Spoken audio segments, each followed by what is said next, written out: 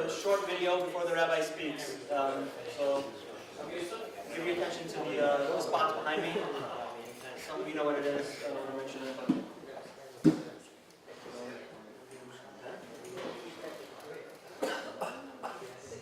Over the years, Jews around the world have reached different levels of success. Some are bankers, some lawyers, business owners and Torah scholars.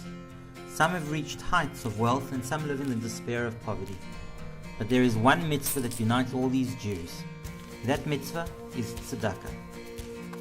13 years ago, Rabbi Avraham Harush, a former supermarket owner, formed a partnership with Jews from New York to provide food and basic care to the poor of the city of Beit Shemesh.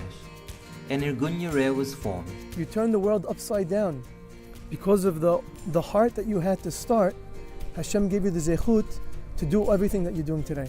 The city's poor received the best food for the festival, like everyone else, from Israel's major food suppliers. Widows and orphans now have someone they could rely on, and that someone lived in another continent. Tzedakah brought these people together. Donors from Mexico, from Panama, from Brazil and New York gave to Jews in Israel, and the poor of Israel gave back what they could with their prayers and thoughts, and a bond was formed.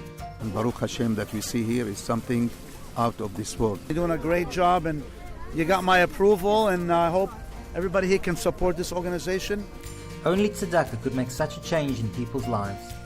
To see where they were and where tzedakah has brought them is to understand the powerful bond Jews around the world have.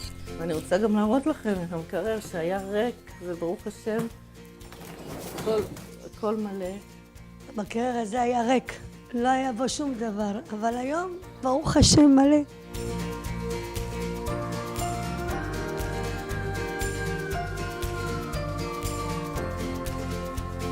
כשהיינו כאן לפני חצי שנה, כל הבית היה מלא ג'וקים, מלא חולדות. היום הבית קיבל צורה אחרת, הבית נקי, מסודר.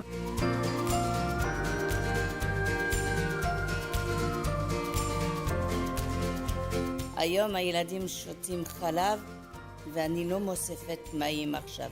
יש לו חוט פיתוח קול, ונעמי רצתה ללמוד איך לעשות ספרות. Today Yoreh is found throughout the city. In addition to the individual help it gives, Yoreh also runs shuls, soup kitchens and a dentist's office.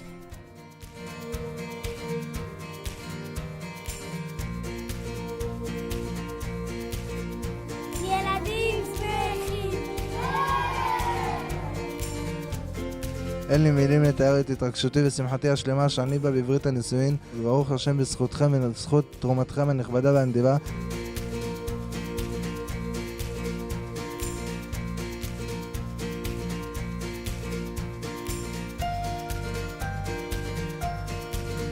The power of tzedakah did this. It brought Jews together.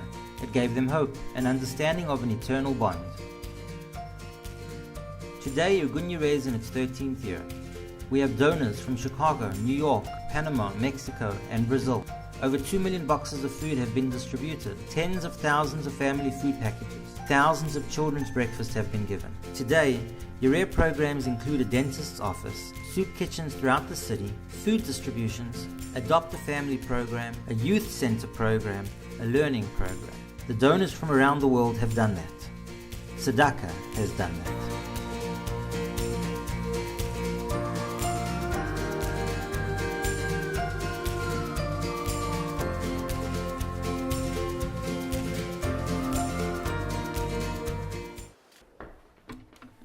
I'm going to give a little introduction to the rabbi. Before I do, I'd like to thank everyone for coming. I'd like to thank my wife and my mother for helping set up a lot. All those other individuals who were involved in setting up tonight, who were involved in the emails, they know who they are. And thank you all of you for putting this together. I just want to speak a little bit about Rabbi Harush before we introduce the rabbi. You know, he's an unbelievable individual who I've got to know over the years, whose entire body and nefesh, his entire soul encompasses chesed. He's constantly on the move, looking in different ways, never willing to sit still with what he's done, always looking to improve other methods. You saw in the video, you open dental offices for people who cannot afford it. he's always coming with new ideas in different ways, opening up different small batei midrashim for people just to be able to daven mincha in areas that they don't have. There are a lot of workers, but they don't have anywhere for people to learn, and people don't have money for breakfast. He opens little places for people to eat breakfast, little in trucks that he has. Always finding different ways to innovate and help people. He's never stopping, and he has an unbelievable program. There's individuals who can speak on his behalf. Iraq, who saw it firsthand. Tomer Biton, who saw it firsthand, who were there and involved. The rabbi, I'm sure, will speak about it as well. Who saw it firsthand and had actually helped distribute food to all these people. The rabbi, just for the fact that he's here coming to speak, there's some things that happen in his community. I don't know if anyone's heard the news or saw it, but the fact that he's here shows his dedication to this organization as well, and how important it is that he's flying, coming out to Chicago, in the middle of the winter, to help Rabbi Harush in this organization is a testament as well to how important it is to him and how really important it is. The rabbi, those who've heard him, who know he's a phenomenal speaker, and I'm not going to speak much more because I don't want to take some of his time. So, please, Rabbi.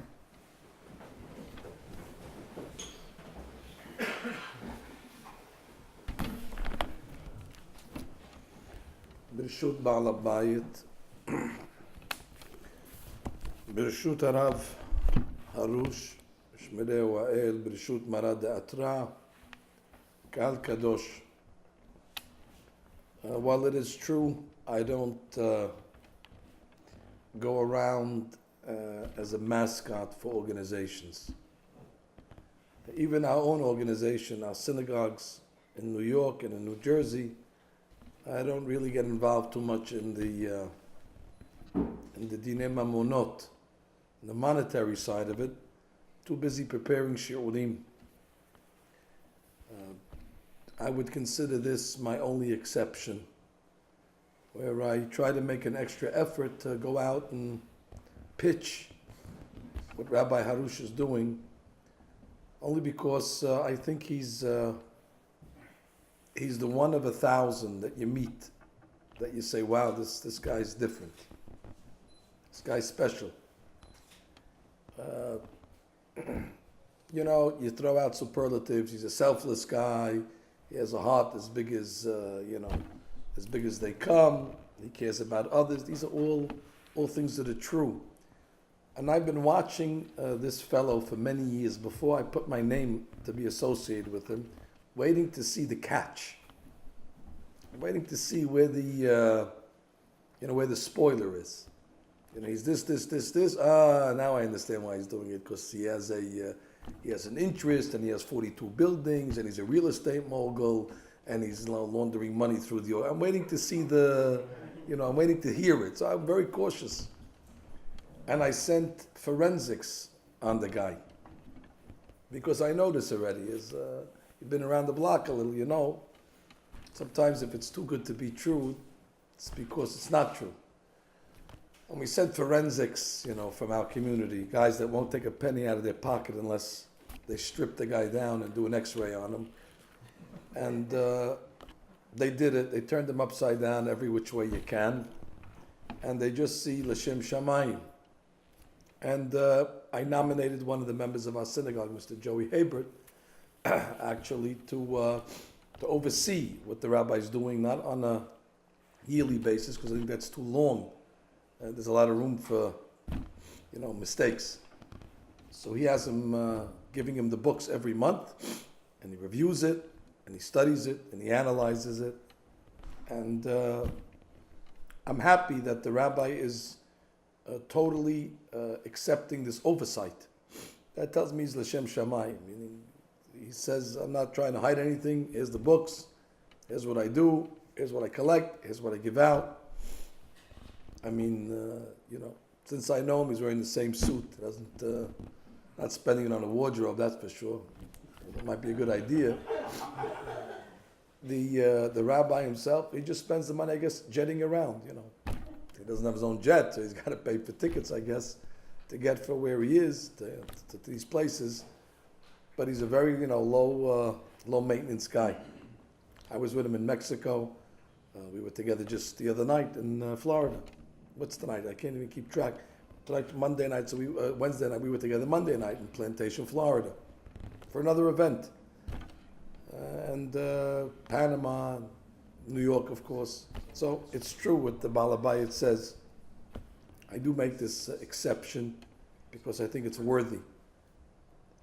A guy gives out tomatoes to people, and when they receive the tomato, they're crying like they won a lottery. Those are the type of people he's helping. Somebody that can get excited from getting a tomato. I mean, it's beyond. This video really doesn't do any justice. I think it's it's an old video. You get the point. These are the lowest of the destitute of Klal Yisrael. And she's saying she doesn't have to dilute the milk anymore. This is what you're dealing with. So they get excited from a bag of milk. And he's doing much more than that. And that's only in Bet Shemesh. He has a good reputation in our community and all over the world as well. So I'm here tonight really for that. And I don't want anybody to lose the purpose. I'll say Divrei Torah because that's what I do. But, that reminds me of what Rabbi Shapiro, in the famed Daf Yomi, he got up once and gave a long speech, pilpul, back and forth. He went this way, he went that way. And then finally at the end, he says to the group, did anybody understand what I said here tonight? The 7-year-old boy raises his hand and he says to Rabbi Shapiro, I understood exactly what you said. He says, what did I say? He said, basically, you said you need money. So Rabbi Shapiro said, he's the only one that understood what I was talking about. So whatever I'm going to say tonight, ultimately that's what I'm saying. The rabbi needs money, and that's what I'm here for. I mean, to get patted on the back for a good speech is not going to help the poor people. So ultimately the goal is that on the way out, everybody take an envelope, write out a check. I myself am not a wealthy man. I don't have, too much maaser to give around. And usually my donations don't make the headlines. They're somewhere on the bottom of the list. But the rabbi will tell you that every year, whatever little maaser I have left over, I do write him a check for my personal account of maaser. It's one of my favorite charities. If that means anything as well. Now to the Divrei Torah.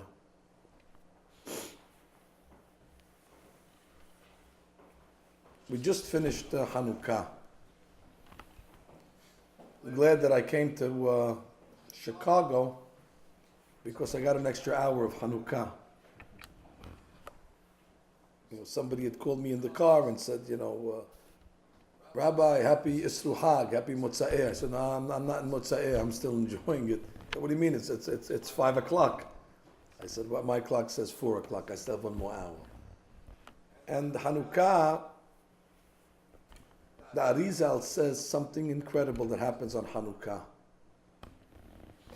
I'm going to teach it to you now, just so you know it. I know in Arabic we have a saying that, the Hatan takes a haircut after the wedding. I know the wedding's over already. Now I'm telling you the kavanot. But hopefully somebody's recording this, somebody's documenting this. For next Hanukkah, you'll know this secret. He says that the holiday of Hanukkah reaches a certain level in the world, the upper world called Atzilut. Atzilut is one of the highest worlds.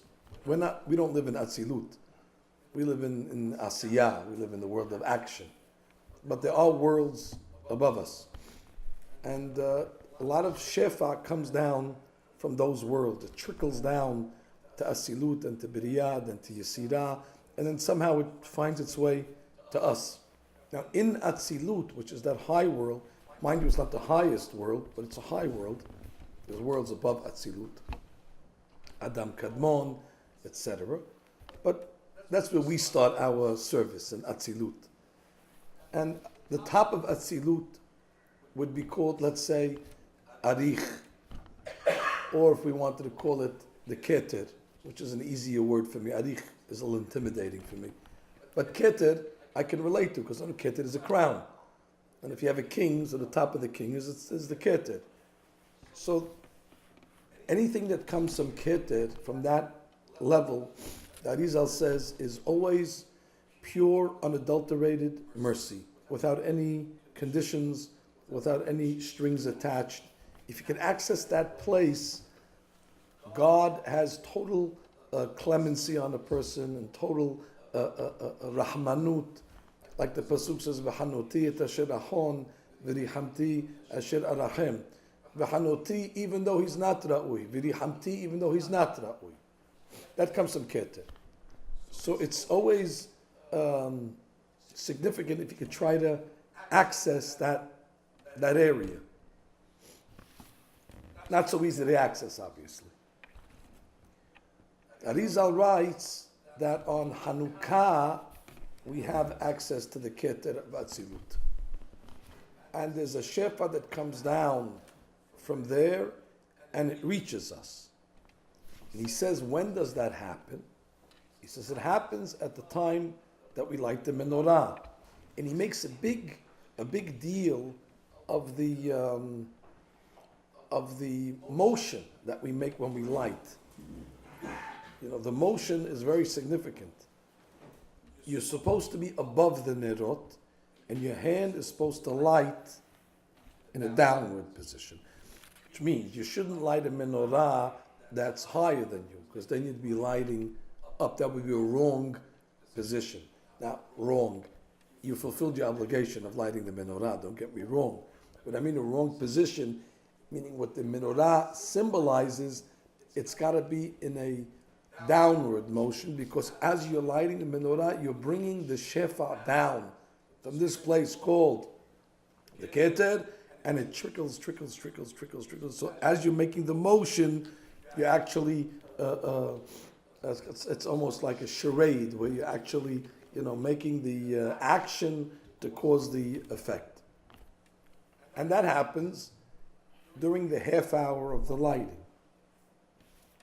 What comes down?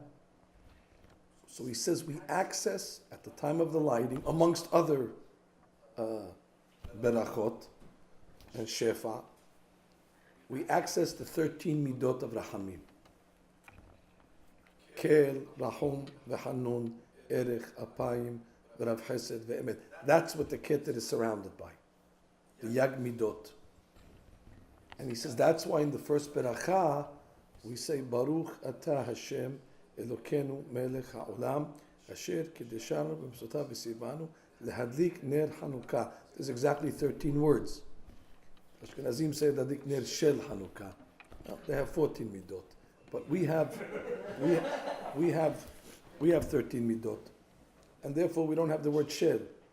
And even if Ashkenazim have Shel, it's probably one word, Shel Hanukkah. They hyphenate it to make it one word because of this kavanah. And if you look at our sidur that we use, you'll see that on top of the word Baruch it says El, and under Atah or over Atah it says Rahum, and Hashem it says Hanun. Over the words of the first beracha it has the Yag Midot of Rahamim. So during the 8 days, at least for a half hour a night, we're accessing these tremendous hashpa'ot that come down to us, which is also an amazing thing. We don't have to go to it. On Kippur, for example, we have to take the elevator to go up to the keter, and that's why you have to fast, and you have to do a lot of self-deprivation in order to get to the keter. Whereas on Hanukkah, you get the same thing eating a jelly donut, which is it's not too much self-deprivation there. You get it during the week. You're wearing regular clothes. At night, where it's normally a time where these hashpa'ot don't come out. So it's really an incredible time. So I came to talk tonight about the Yud Gimel Midot outside of Hanukkah. So Hanukkah's over. So what do you do the day after Hanukkah? Now if I want to access the Yag Midot tonight or tomorrow, how do I do it? The best way to do it is, and this is really my advice to all that are here tonight, the best way to do it, and it's probably mandatory what I'm telling you, it's an obligation to yourselves, you must start learning the book called Tomer Devorah. It's a mandatory book, Sefer. Tomer Devorah is written by a rabbi called Rav Moshe Cordovero. Zichrono lebracha, tzaddik v'kadosh lebracha. Rav Moshe Cordovero lives in Sfat about 500 years ago. He is the rabbi of the Arizal. You didn't think the Arizal has a rabbi. In Sfat, the Ramak teaches the Arizal Kabbalah. And when the Ramak passes away, the Arizal eulogizes him. He wrote many Sefarim. Pardes Rimonim is one of them. I don't recommend Pardes Rimonim. We're not up to that one yet. Too esoteric. But I highly recommend Tomer Devorah. It's the best-selling book in Jewish literature. Now, you're not going to find it on the New York Times bestseller list. That confirms to me that it's a good book. The Tomer Devorah, basically what the theme of the book is, how to access the Yud Gimel Midot, which is an incredible secret. Now, it's true, the later chapters get into Kabbalistic stuff that you need probably a rabbi to teach it to you. But I'm talking about Perek Aleph. Perek Aleph basically tells you how to access each one of the Midot.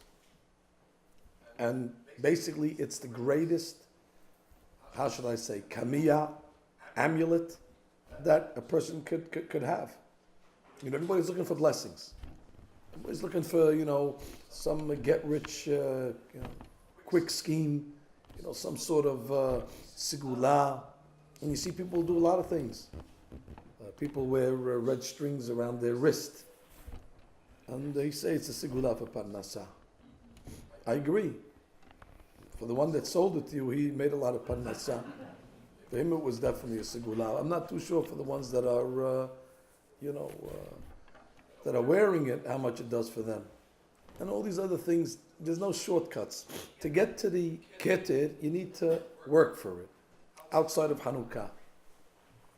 So he tells you how to access it. And not to access part of it, but to access all 13 midot. And then to influence the world. Because once you hit the bullseye, you don't only bring that shefa down to yourself, but you become like a pipe. And the shefa goes through you, and as a result influences the entire world. So he's really entrusting us with a master key, how to influence the entire creation in the most merciful way. The Yud Gimel Midot are written twice in Tanakh. One in the Torah itself, in Parashat Ki Tisa, when Moshe Rabbeinu was praying for the Jewish people after they worshipped the golden calf. He says, Hashem, Hashem, Kel, Rahom, V'Hanun, etc. The other place where the 13 Midot are mentioned is in the book of Micha. In Micha it says, Mi'el kamocha, nose avon, ve'over al pesha, לשארית נחלתו, לא החזיק לעד אפו, כי חפש חסד הוא. ישוב ירחמנו, יכבוש עוונותינו, ותשליך במסלות ים כל חטאותם, תתן אמת ליעקב, חסד אברהם, שנשפט על אבותינו, מימי קדם. Now, I don't know why, but Rav Moshe Cordovero decided to model his book following the 13 midot of Micha. He could have modeled the book against Ki Tisa. He didn't. Not that there's a difference. It's the same 13 midot, just in different terminologies. So when you open the book and you say, hey, I don't see Kel Rahom V'Hanun, it's the same thing. It's just Mi'el Kamocha Nose Avon. Now the overview, and then I want to pick one midah that he says that I think is appropriate for tonight, on many levels, as you'll see. Basically, the formula is, it's the theory and science of resonance. Did you ever hear of something that resonates? basically things resonate when they're on the same frequency. And maybe once a truck drove down the block and the motor was making a certain sound, and your dresses started to shake and started to hum. It's somehow the frequencies of that engine and the frequency of the way the dresser is set up resonates, and they just start to hum in sync. You can do that at home. Take different items and bang them and hear the other thing, resonate. That's a law in science. So basically, he says, you need to cause the Yag Midot to resonate. And the way you do that is that first you need to activate the Midah on earth. And when you pluck the Yag Midot on earth and you create the note, bing, that causes the Yag Midot, that one in heaven, to also make the same sound. Which means Yag Midot are activated according to the Ramak, not in heaven. They're activated on earth. By us emulating one of the 13 or all of them. That means we must emulate God. That's why the book is a hard book. He tells you that if you want to be human, the book is not for you. Because being human reactions will not resonate the Yag Midot. Human reactions resonate other human reactions. We're not interested in that. Human reactions come from Olam Asiyah. We got to get to the Asilut. And in the Asilut, we got to get to the top floor of the Asilut, to the Keter. And the only way to do that is to act godly. Again, I will give a disclaimer. The book, therefore, is not for everybody. Because most people act, if we're lucky, they act human. Most people act like animals. So you're asking people to rise above themselves and to act differently. Don't respond like 99 out of 100 people would respond to a situation. We want you to respond in a godly manner. And God's responses are always, of course, different, but they're also inspiring. They're also refreshing, because you don't expect it. Most people react in what we call knee-jerk. The doctor takes the mallet and hits the knee, and boom, his knee juts out.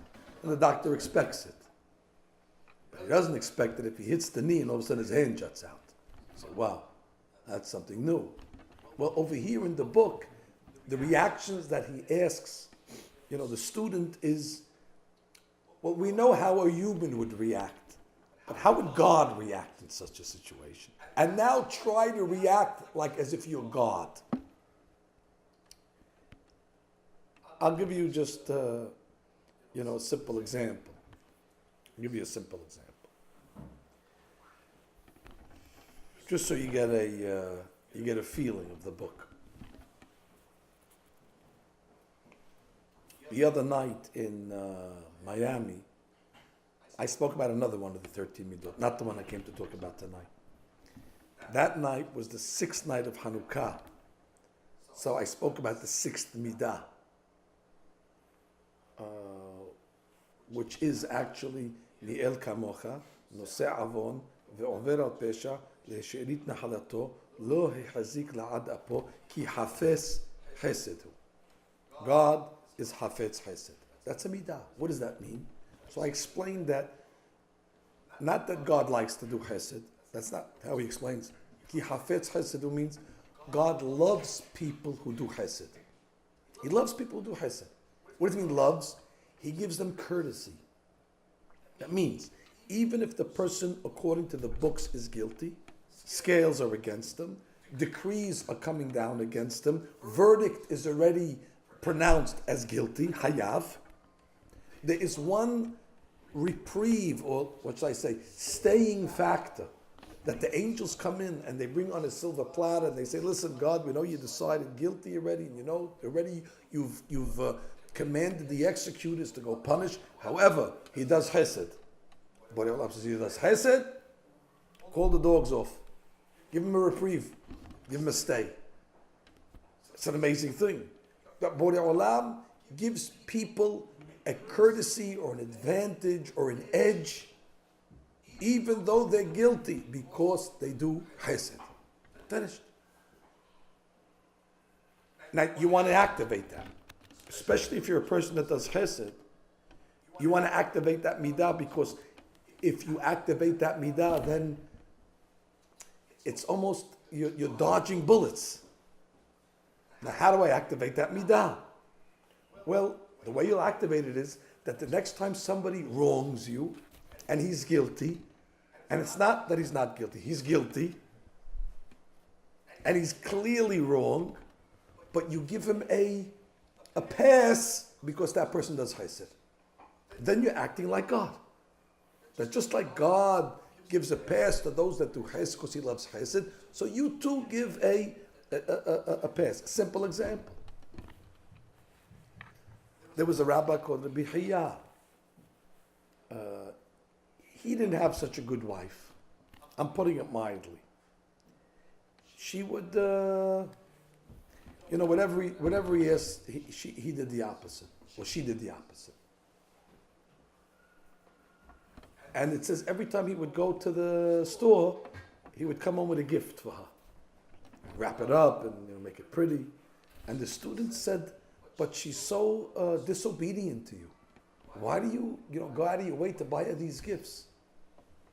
So the rabbi says, it's enough that she saves me from sin and she raises our children. Now, what does that mean? That means the rabbi was saying she's guilty. She's not a good wife. That's clear. And technically, if I was human, you're right. She's not a good wife. She doesn't deserve a gift. Tit for tat, we call that. And most husbands would do that. And we would say, he's right. Why should he go out of his way, and extend himself, or overextend himself? Well, you have to spend money on a wife. Maybe teach her a lesson. Maybe she'll start, bending herself into shape if she doesn't get any gift. But he didn't think like that. What's his motivation? Listen, she does chesed. What chesed does she do? She saves me from sin. After all, she is my wife. And she raises the children. So the Rav Chaya, was able to see the chesed in his wife. And because she did chesed, he overlooks her clearly negative ways. And as opposed to denying her from the gift, he buys her a gift. Now, what Rabbi Chaya actually does in that moment, first of all, it's a divine way of acting. Most people would not act like that. And most people would say, well, I should get taken advantage of. Well, I should get her a gift. All the excuses that you'll give, because it's very hard to act like this. Because we're asking you to act above your human knee-jerk reaction. It's not an easy book. Don't think it's an easy thing. But what? At that moment, Rabbi Chaya says to God, I acted like you. And then there's a resonance. And now he activates Hafez Chesed. And therefore many people in the world now, as a result of Rabbi Chaya, who might be guilty, enjoy the mercy of God. Because Rabbi Chaya brought the Shefa down through him and to others as well. Am I clear how the book works? Are you understanding the method? Again, I'll make it very simple. I have a parking spot in the synagogue. Where I come from in Brooklyn, New York, that's a big commodity. A parking spot. Even for the rabbi, it's not taken for granted. Our synagogue is right across the street from the Mir Yeshiva. And one time, but one of many times, I was leaving the synagogue to go give a shiur, and somebody from the yeshiva across the street blocking my car. And clearly he went into the yeshiva to learn. Now he's probably learning the Gemara that teaches that you're not supposed to block people's car. But there's a difference between learning and then putting what you're learning into practice. I'm sure he was learning Baba Kama, Baba Mitziah, but one of those laws of Ilchot Shechinim, Ilchot Nezikim. But as long as it's an ox, so you don't put it into reality that it's got to do with cars and real people. It's in some far out place in Tosfot in Europe somewhere, and it's hard to bring those lessons to Lema'aseh. Anyway, I couldn't get out. So I had missed I had missed my appointment. There's no way I couldn't get around it. I have cameras in the synagogue, so I'm sitting in my office. I went back to my office. Once I see him coming out to the car, okay, let me see what I'm gonna do with this here now. Now again, knee-jerk reaction is to let him have it, especially when he comes out with the Gemara Baba Kama under his arm, which is all the laws of damages. And then, what are you learning? That's my reaction. That should be my. What are you learning? You're wasting your time. Go. Don't learn. This is what you're going to do. It's a mitzvah haba averah. You block somebody, you steal from somebody, and you go learn the laws of stealing. Anyway, as I went out to let him have it, he noticed that on his license, he has the emblem of Hatzalah. So he's a Hatzalah member. He's a paramedic. Now that's virtuous. It means the man's to a certain degree selfless. He takes calls in the middle of the night probably, he goes to strangers, he takes from his private family time to, help others. And I was doing Tomei Devorah at the time. I said this, and the Yetzer HaTov was whispering in my ear, this is your moment. This is it. Activate ki hafetz chesed. He wronged you. He's guilty. He's wrong. But he's a man of chesed. And God overlooks the iniquities of people that do chesed. You can change the world at this moment. Yetzer Hara says, do that tomorrow. Now's your opportunity to kill this guy. Get him now, because you're not going to get a chance to get him again. If you don't get him now, you're going to miss this opportunity. And the Yetzer Hara can persuade you. Tomei Devorah can wait. If you're not going to give him the musar, he'll do it again. And then you bitul Torah. And you could, Yetzer Hara can put on a very religious argument for you. And the Yetzer HaTov says, be godly. Be divine. Don't be like everybody else. Be the 1 in 100. Thank God that day. And I'm not saying, it's the norm. It was an exceptional day for me. Tomei Devorah won that day. I went out to the guy and I did tell him, I said, you did block my car, but I was very, very measured with him. Please don't do it again. And if you need to block it, here's my number. Just call me. As I can get in touch with you, you'll move it. And then I said, I see you're a Hatzalah member. He says, oh yeah, he told me some stories. Just the night before, he saved a baby that was choking. In the middle of the night, he went and he did the, So, I said, listen, it's something to talk. Now, when I walked away, I said, okay, Baruch Hashem, a shefa was brought down. That's a moment where you hit Keter. That's a moment where you hit the Keter like a bullseye and you bring it down. So it's a great book to read. That little act that took place on Avenue R in East 7th in Brooklyn was a world-changing event. According to Tomei Devorah, that was not a minor event. I agree. It didn't make it to Yeshiva World News, that event. Didn't make it to any of the, to the news outlets. Nobody said, oh, a nuclear bomb was set off. But in Tomei Devorah's world, this act over here had such an impact on the olam. A midah was activated for the world. The midah of ki hafetz chesed. So that's an example of how hard the book is. You have to really control your nature to react. It's all basically teaching you how to react to situations. That's if I can summarize what the book is asking you to do, it's to calculate your reaction. Calculate it. Don't rush to react like most people would. Try to see how God would react, and then try to model it, create the resonance, and then bring the berakah down to you, and then subsequently to the rest of the world.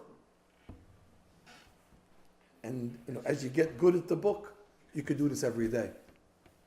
You start becoming proficient at the book, and you start to bring the shefa down, time and time again. Anyway, the midah that I came to talk about tonight, that has to do with Rabbi Arush, is mi'el kamocha, se'avon, ve'over al pesha, l'she'erit nahalato. It's the fourth midah. Fourth midah, God says, the Jewish people are called she'erit. What is she'erit? God calls us, my Jewish people, you are she'erit. So Tomer Devorah explains, she'erit comes from the Hebrew word she'er. She'er basar.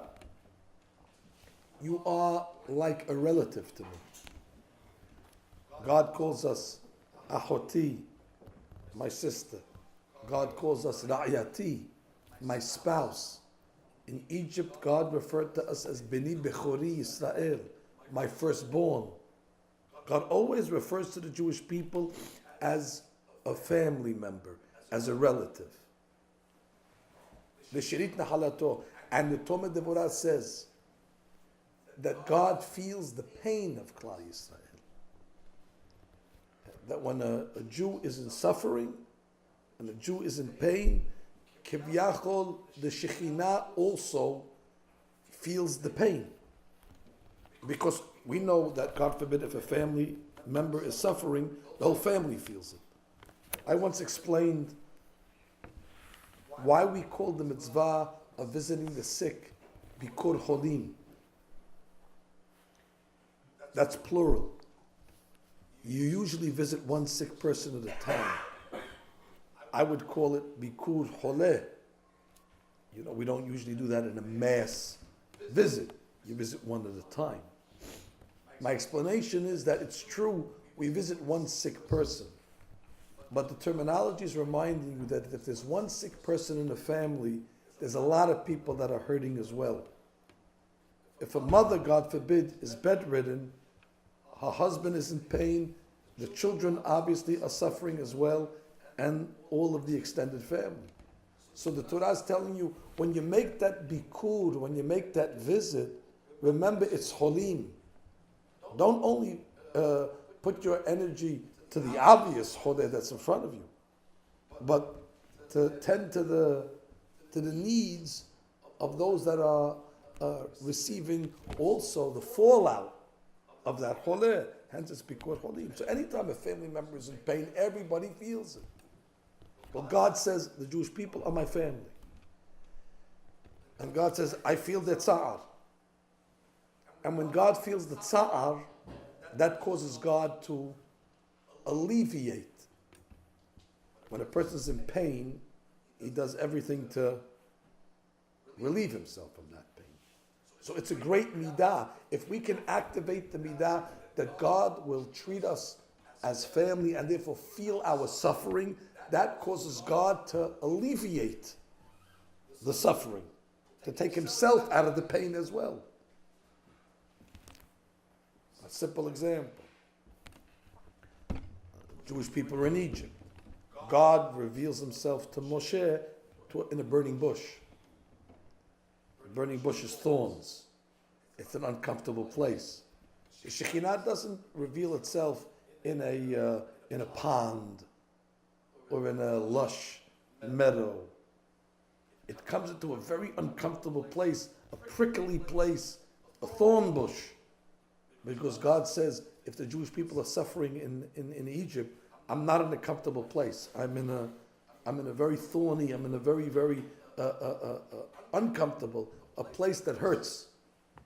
Because God says, I'm hurting with them. So then you ask yourself, well, God eventually would take the Jewish people out of Egypt.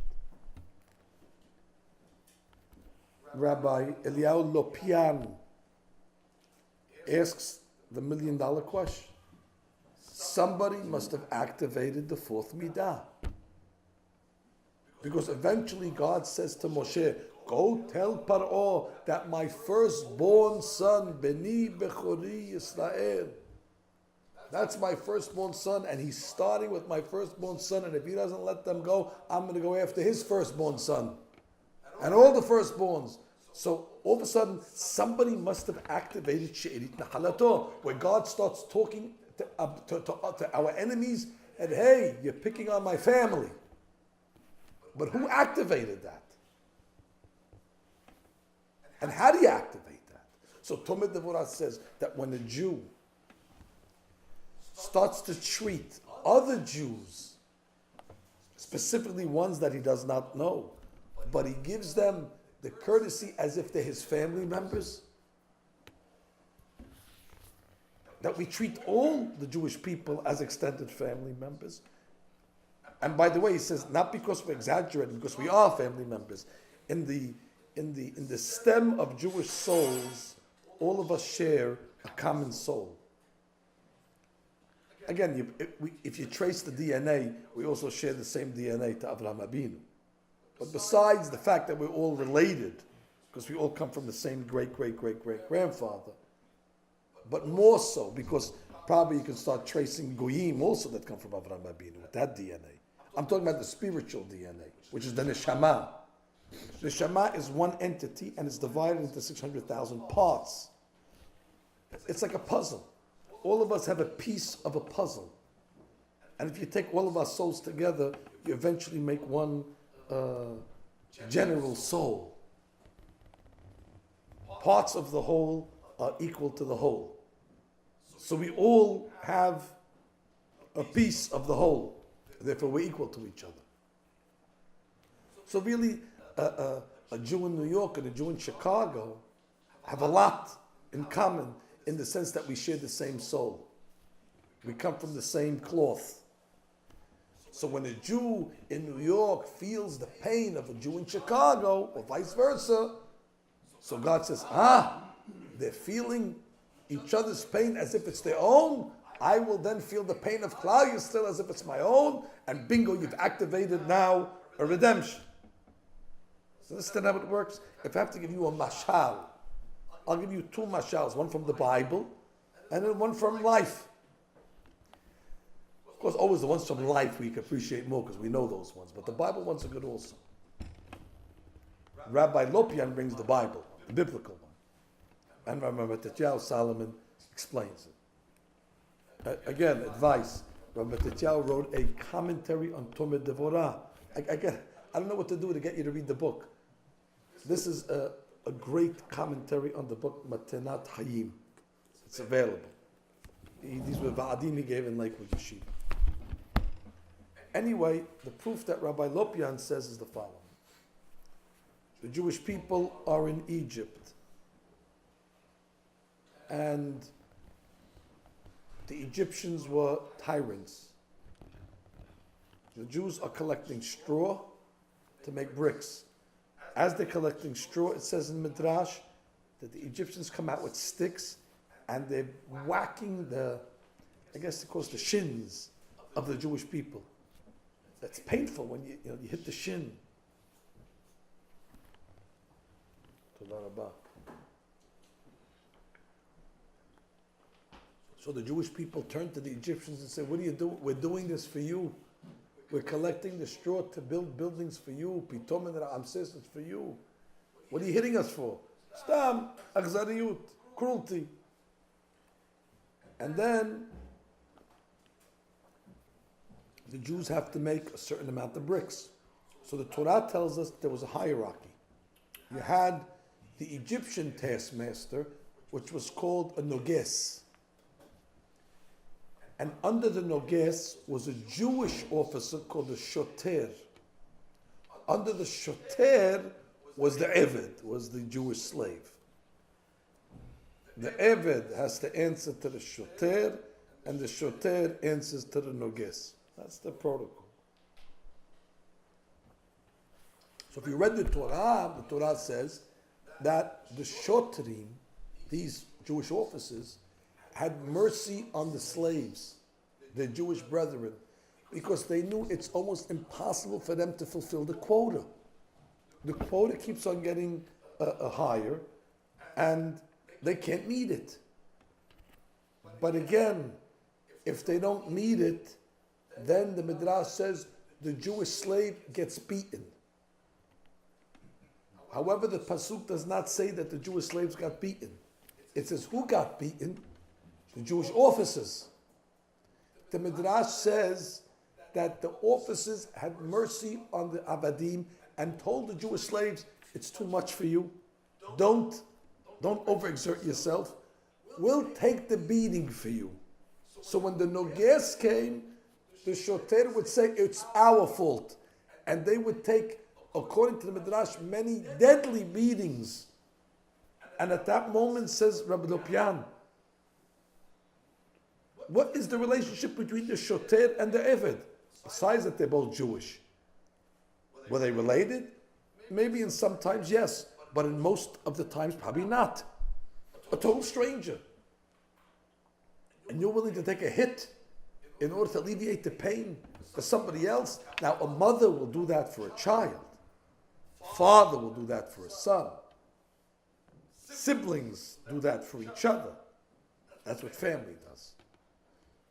When God sees the shoter, who's a total stranger, has such a camaraderie for his fellow Jew, that he's willing to take a hit because he feels the pain of the Jew, at that moment he has activated she'erit nahalato.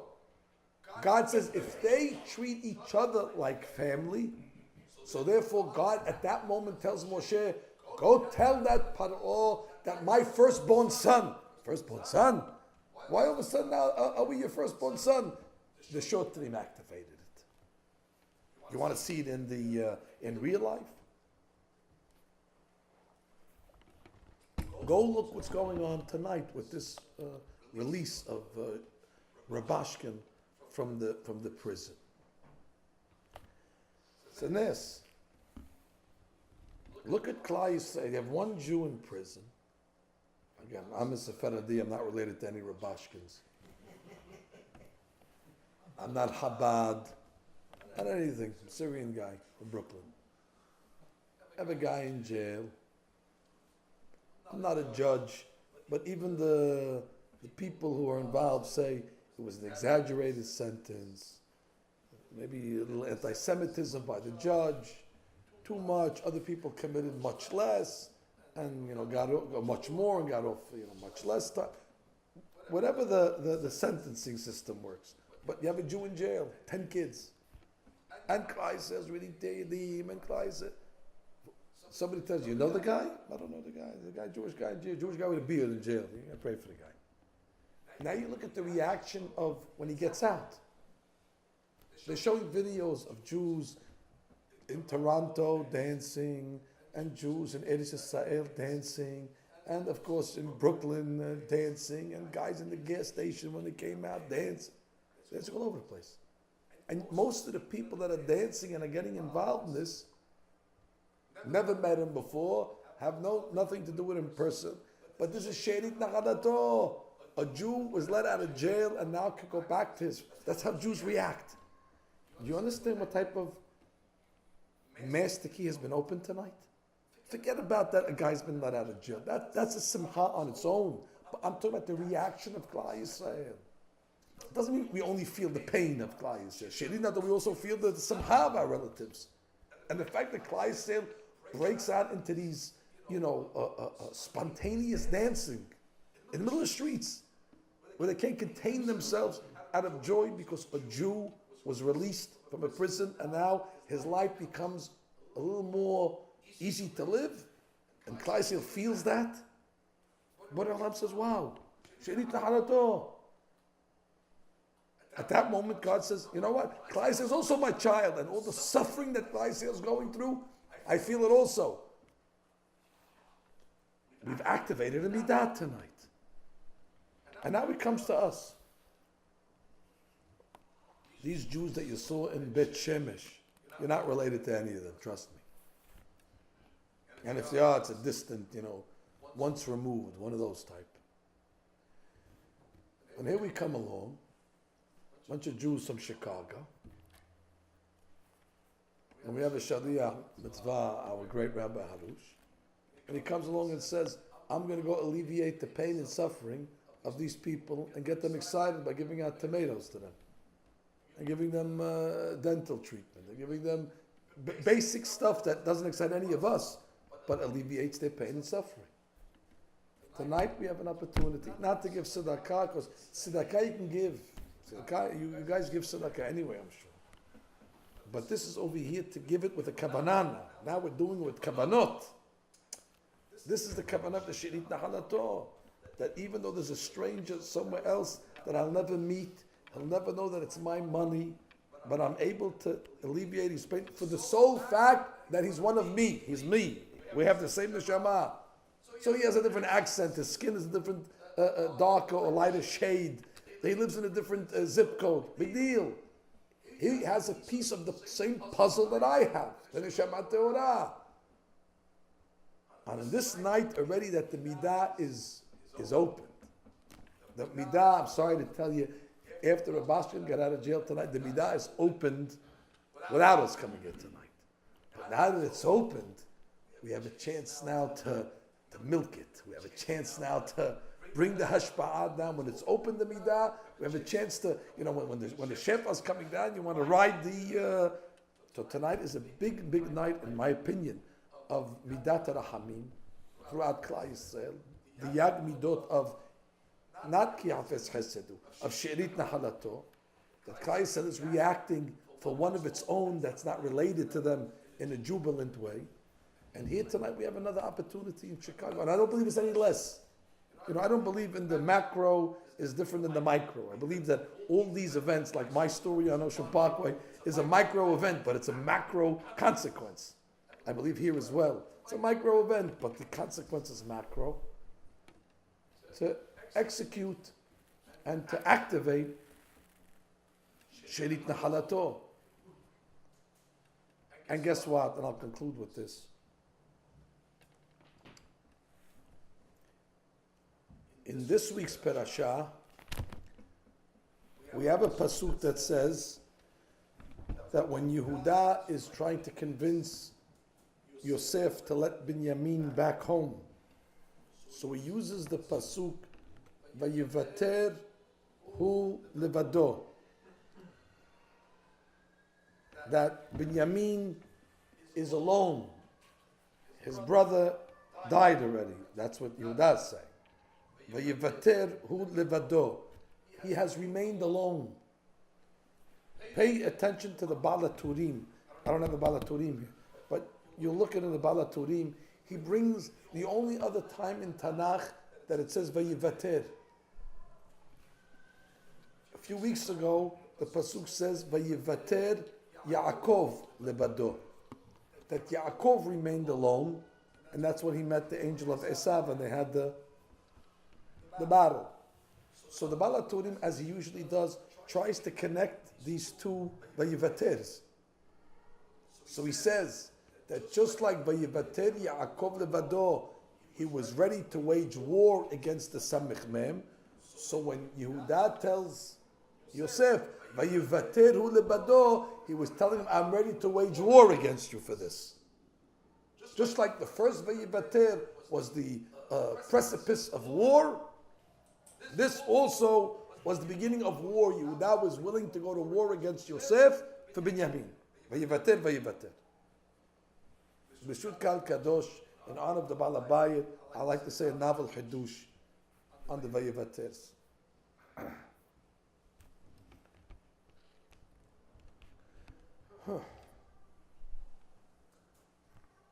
The Gemara says that until Mashiach comes, God's name is incomplete. The name of God is Yud Ke Vav Ke.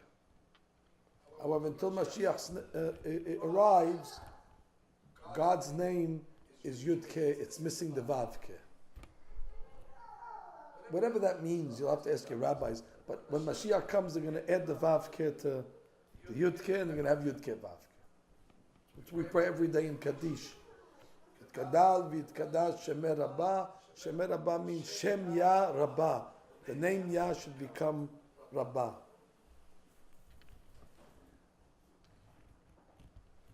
It also says that until Mashiach comes, God's chair is incomplete.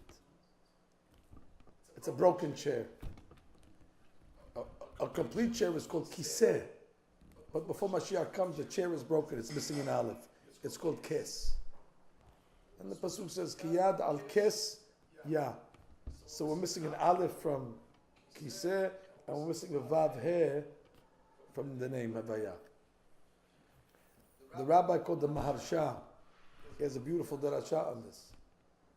He says, Ki bahar Adonai b'Sion iva lemoshav lo. Ki bahar Adonai b'Sion, when God will choose the Jewish people in Zion and rebuild Jerusalem, then iva is the letters Aleph from Kiseh and Vav He from Yud Ke Vav Ke. Iva lemoshav lo, he will place them back in their settling place. Iva lemoshav lo. The letters Iva will go back to their place. And the Hakamim say, I heard this from Rabbi Shlomo Amar, this is the kavanah that we say every morning in Ezrat Avotenu. We say in Ezrat Avotenu, Hu Kayam. Hu is also the three letters. He, Vav, Aleph. So he says, Hu Kayam. When we get to Hu Kayam, when the He, Vav, Aleph come established again, then Ushmo Kayam, the Chis'on Nachon. Then Ushmo Kayam, the name of God will be complete, the Chis'on Nachon, and his chair will be established. Hu Kayam, Ushmo Kayam, the Chis'on Nachon. So it's all about the Hu. That's what they say, the Darashanim say, Ar-Rahman, Hu Yishlach Lanu et Eliyahu HaNavi. Hu Yishlach, everything is the Hu. When he sent us Eliyahu HaNavi, he's bringing the Hu with him, the three letters that are missing. Well, the reason why the three letters are missing is because God hasn't rebuilt Zion yet. The temple is still destroyed, and we know it's obviously was destroyed because of Sinat Hinam.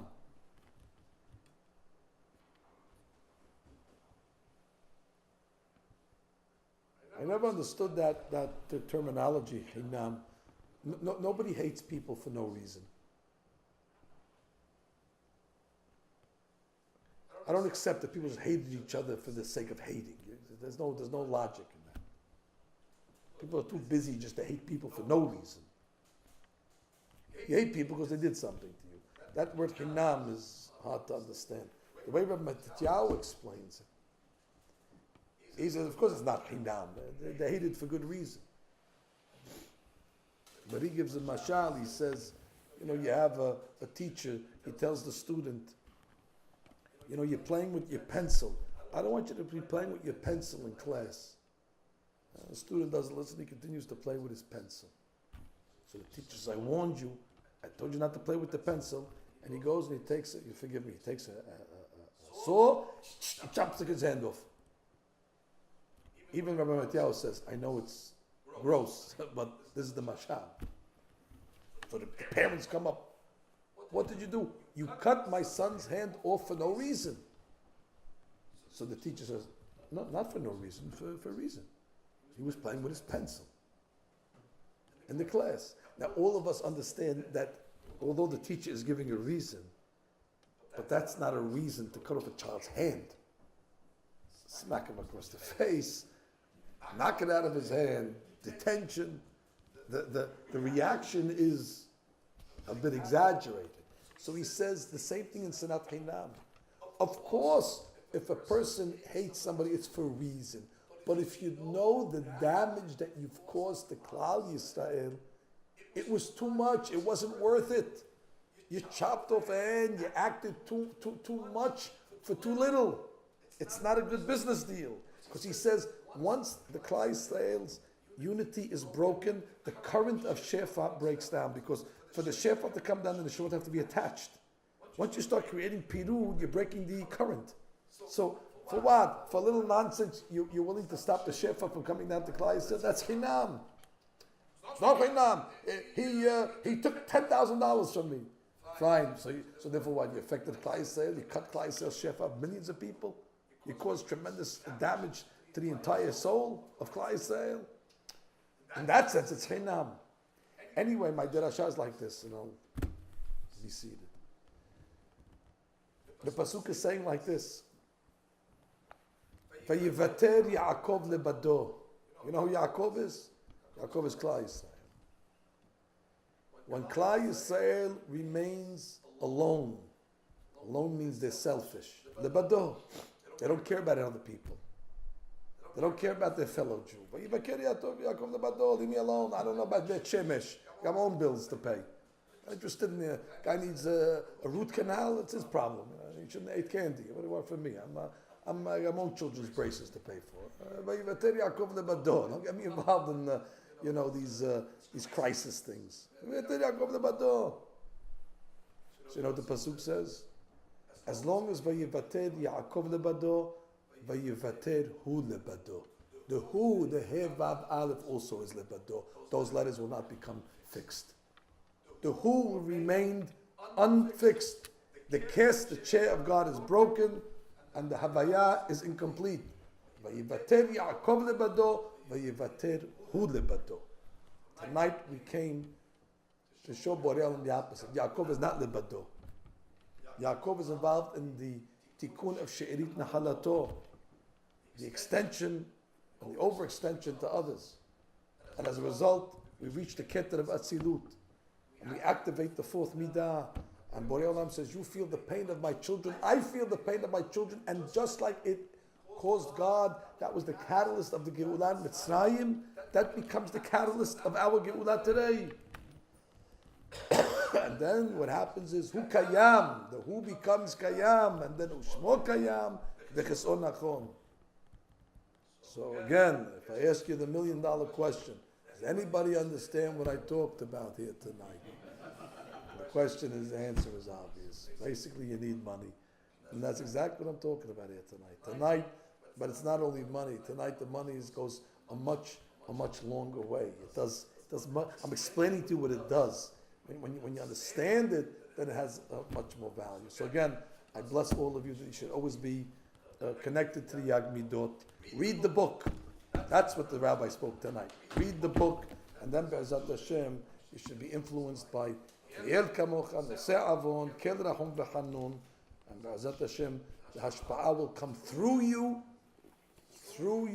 like a tzinor, like a pipe, to the rest of Klal Yisrael, and then Be'ezat Hashem, God will say die to all these troubles, the tikkun will be made, and then already we'll reach the Olam HaTikkun, where we'll be able to start serving God on different levels. Amen.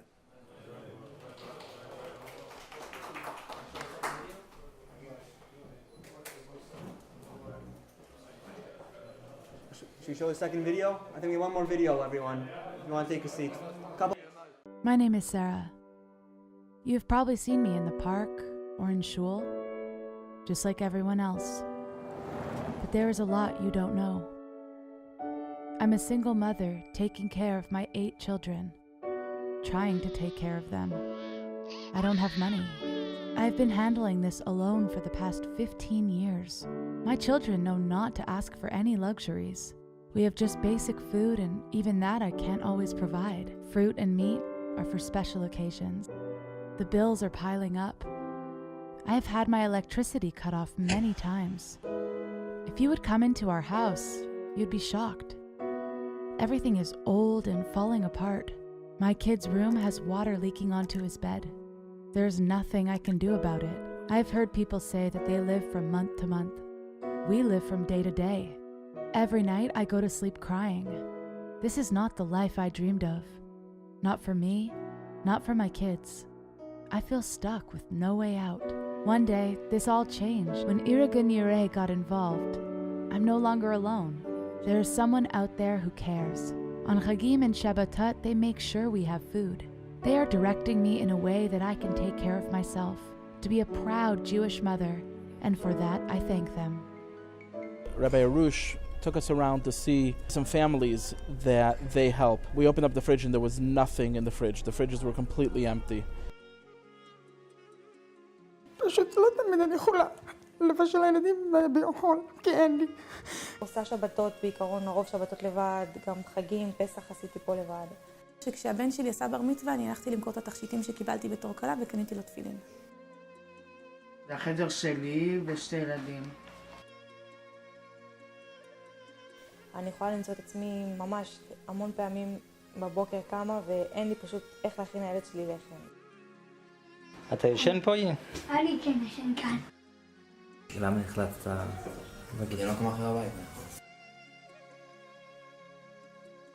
אני יושב פה, זה מקום הבית. This is the room of the parents. ילדים רוצים לקנות בגד, משהו. לא תמיד אני יכולה לתת להם את זה, לא בכלל לפעמים. יש ימים שממש אין מה לאכול כבר. מה את הכי רוצה? שיתנו לנו מזון טוב, דברים טובים. זה אבא שנתן לנו את זה, אם לא, לא היה לי את זה.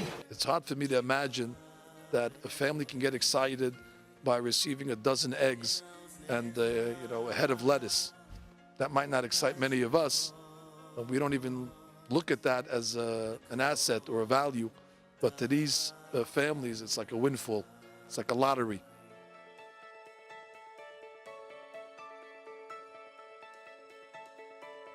Baruch Hashem, we're able to help in and join and see the wonderful work that they're doing and try to help and give a hand.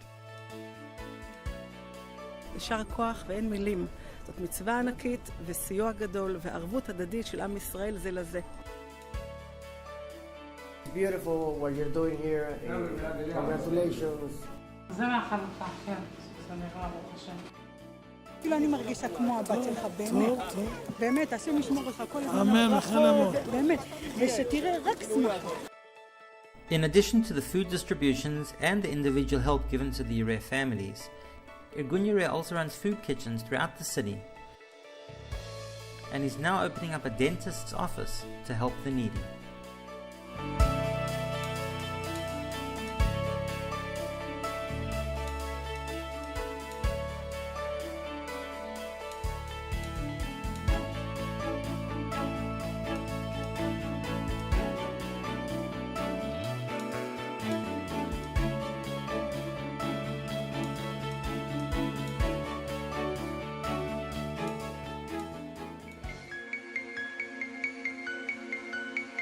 לדעת שיש אנשים שיש להם את הרצון לעזור. מבינים שיש פה ילדים שהם לא חטאו ושהם צריכים בסך הכל במקום שיהיה להם אבא שידאג להם, אז שמישהו פה, מישהו אחר ידאג להם. הוא לא יכול להבין את הגודל של הזכויות בעולם הבא למי שעוזר לילדים כאלה. וירי אמרה לי, אולי אנחנו עוזרים לך? אמרתי, אני לא לבד, סוף סוף יש מישהו, הוא חושב עלינו. אנחנו עושים את כל המסירות נפש, במיוחד גם בשביל נשים כמונו, שאחד הוריות, שקשה להם ביום יום. כל הדבר התחתונים, השם ישמור אותם. לא יודע בזה חסר עושה. תודה על העזרה. This family. Irgun will help them. We don't know many that could survive in the type of conditions. We don't know how they do it. They just get up and they'll clean and they'll cook and they'll do and, under the circumstances. אני רוצה להגיד שארגון יראה, הם שינו לי את החיים. הרב ארוש משקם משפחות מהשורש ועוזר להם לצאת מהמצב הזה, לעמוד על הרגליים, כי הוא עוזר לאנשים לא רק בלחם וחלב, הוא מוציא אותם מהמצוקות שאליהם הם הגיעו.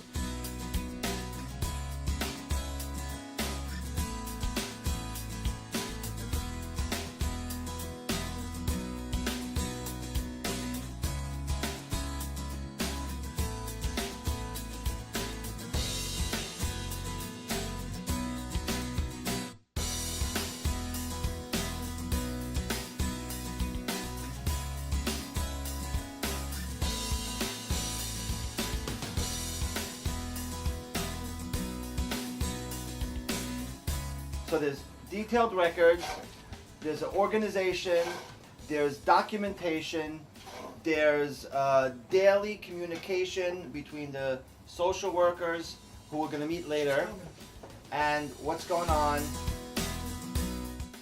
The first thing we want to do is to get the story, to understand what they need, and then working together.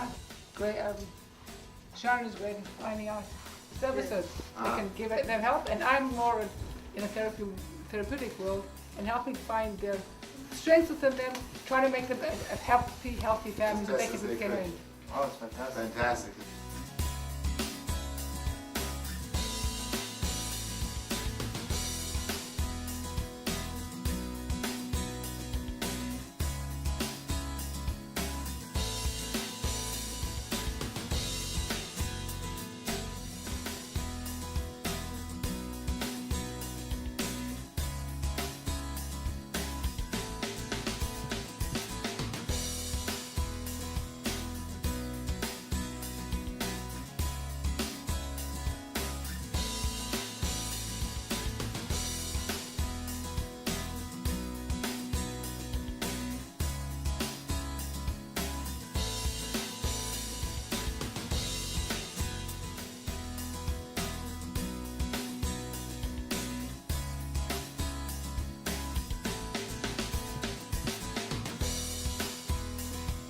ואני מאחלת לכל התורמים שהקדוש ברוך הוא ייתן להם אושר ואושר, פרנסה. ממש גדולים, באמת, זה ריגש אותנו, ופשוט אני ברכת עם הילד. רוצה להגיד תודה רבה לכל האזרח. גול שלי, המטרה שלי, שיעלה את המטרה שלהם להמשיך לחיות הלאה בשמחה.